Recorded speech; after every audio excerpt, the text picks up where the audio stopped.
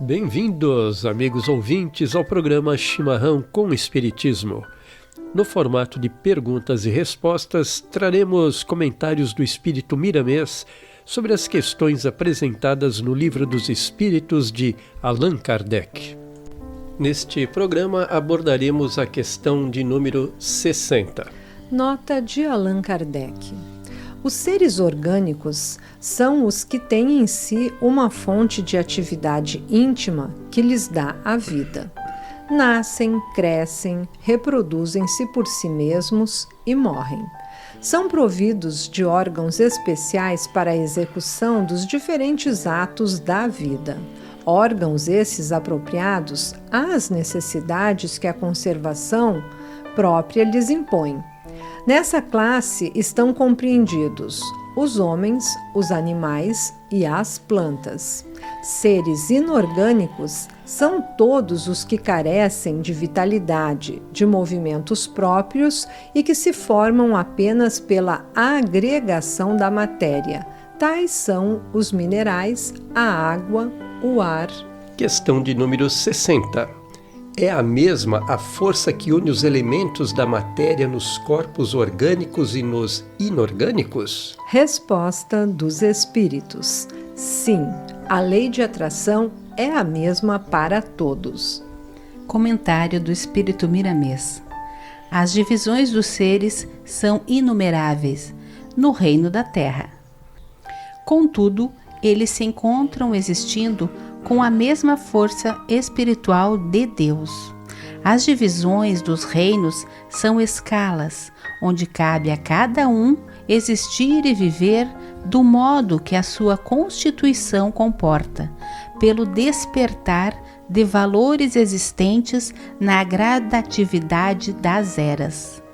Os seres a que chamamos inorgânicos estão se preparando no seio do tempo para alcançarem organismos compatíveis com as suas necessidades de viver melhor. Todos os seres da Terra, todos os animais e mesmo as plantas começaram há milhões de anos como sendo unicelulares para depois serem transformados em formas variadas pelas mãos invisíveis dos benfeitores da eternidade. Espíritos angélicos que se ocupam com o despertamento dos dons que dormem nos animais, nos homens e na natureza. Classifica-se na Terra, por seres inorgânicos, aqueles que não têm movimento próprio, tais como os minerais, a água, o ar, etc. Assim nos diz o Livro dos Espíritos. Entretanto, esses seres têm uma grande atividade interna. A vida em seu interior é sobremaneira grandiosa, dirigida igualmente por leis espirituais que regulam e fazem crescer todas as criações de Deus. O espírito passa por uma fileira interminável para alcançar a razão. Atributo que veio se transformando nesta viagem por leis que ativam e regulam as qualidades da alma. Os seres que têm movimento próprio se encontram em uma escala mais elevada de vida. A árvore está em estado de sonho, com o seu psiquismo em fase de formação, já com certas sensibilidades que retratam algumas emoções. Os animais tanto mostram os movimentos internos dos seus órgãos como os externos, e o próprio instinto se consagra em uma escala maior do que nas árvores. Os homens já mostram as claridades evolutivas como criaturas superiores, porque são dotados de razão. Nesses, a inteligência se manifesta pela força da evolução. Se esse é bem o termo que põe a pensar todos os sábios do mundo, principalmente os materialistas, que sempre perguntam no silêncio dos laboratórios: de onde vem a inteligência? Somente a presença do espírito no corpo pode responder. Verdade é que eles ainda não acreditam. Mesmo vendo e tocando, negam por imaturidade espiritual. Deus não fez nada escondido. Nós é que não temos qualidades para assimilar as verdades estabelecidas pela lei do Criador.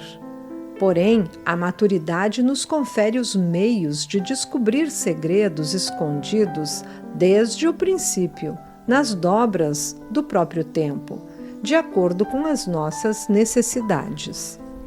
Não devemos nos afligir com verdades que ainda não suportamos.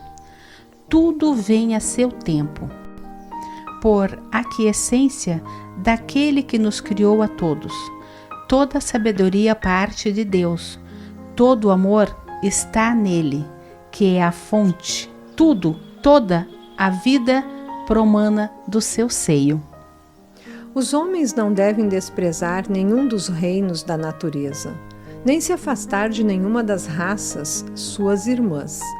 Tudo que existe na terra é criação daquele que sabe mais que todos nós e nos empresta meios invisíveis para que possamos viver em paz. Enquanto vigorarem o egoísmo e o orgulho nos caminhos humanos, a miséria não se afastará da terra, e os mais miseráveis são os usurpadores dos bens que não lhes pertencem.